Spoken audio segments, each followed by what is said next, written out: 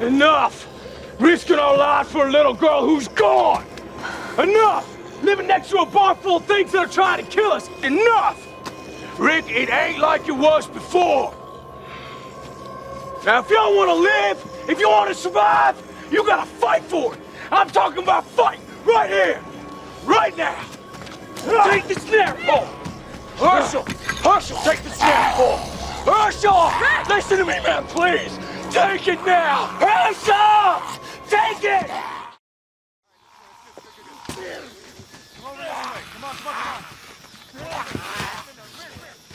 What is that?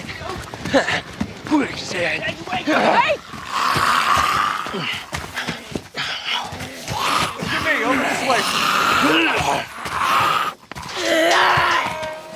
What the hell are you doing? Shane, just back off. Why do your people have guns? Are you kidding me?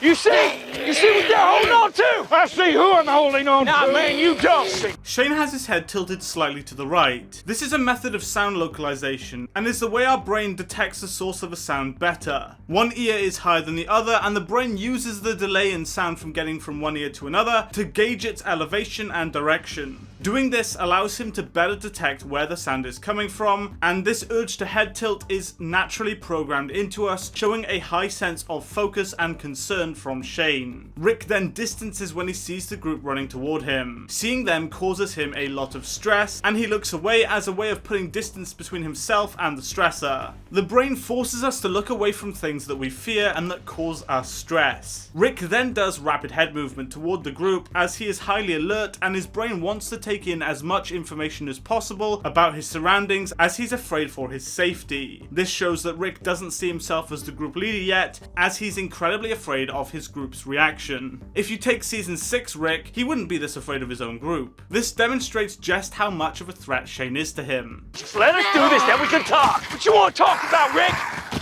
These things ain't sick. They're not people. They're dead.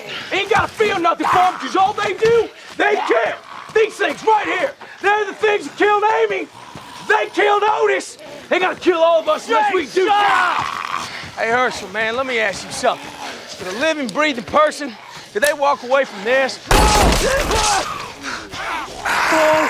Stop 3 rounds in the chest. Could someone who's alive, could they just take that? Why is it still coming? That's its heart. It's lungs. Why is it still coming? Shane, enough! Hey, you right, man.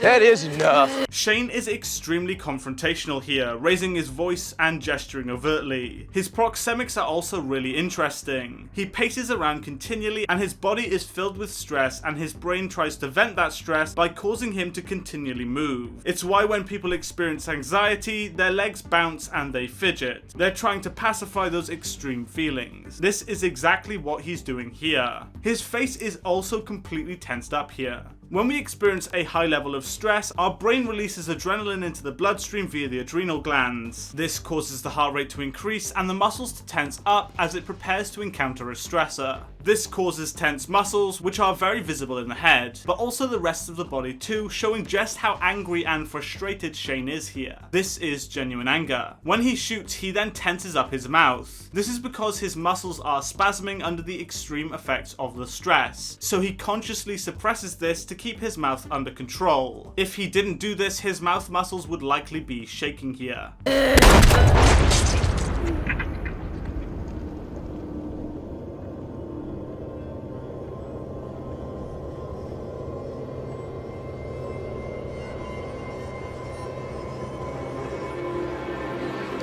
Enough! Risking our lives for a little girl who's gone! Enough! Living next to a bar full of things that are trying to kill us! Enough! Rick, it ain't like it was before! Now, if y'all want to live, if you want to survive, you gotta fight for it! I'm talking about fight right here! Right now! Take the snare pole! Herschel, take the snare pole! So when Shane kills this walker, many people do a pacifying behavior. They scratch their heads and chest as a way to release the buildup of stress that they've been feeling, seeing their zombified relative just die. People do this as when the brain encounters a stressor, the limbic system tries to regulate that stress by causing the body to do something to distract itself. It causes us to scratch, fidget, look around, and move about. Carol then inhales and opens her mouth when Shane tells her that her daughter is gone. This is the shock response, and whenever we get shocked, our brain activates the defense mechanism. It causes us to inhale and to take in as much oxygen as possible to give our body the energy it needs to defend itself. This is why she abruptly inhales the moment Shane tells her this. Rick then tenses his mouth while Shane is shouting. This is super subtle but shows just how angry Rick is with him, but he doesn't shout back. You can see from the mouth tense that Rick is extremely stressed and angry at Shane, but he's frustrated as he can't get rid of the pole to try and stop him. Herschel! Listen to me, man, please! Take it now! Herschel! Take it! No, Shane! Do not do this, brother! Come on! Please. Don't do it! Shane. Rick! Please! Come on! Shane, do not do this! This is not the way! Please! Get behind me. Come on.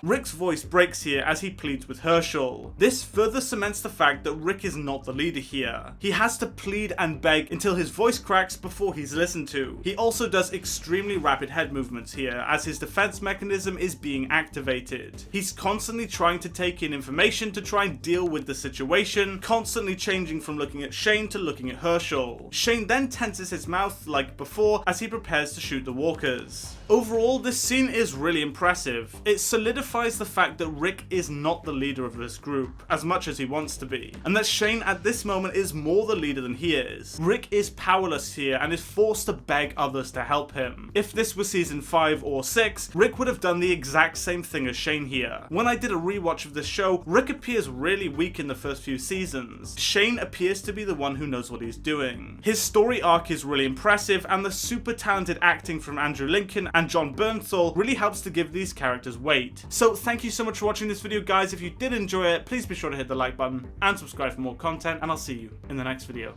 Goodbye.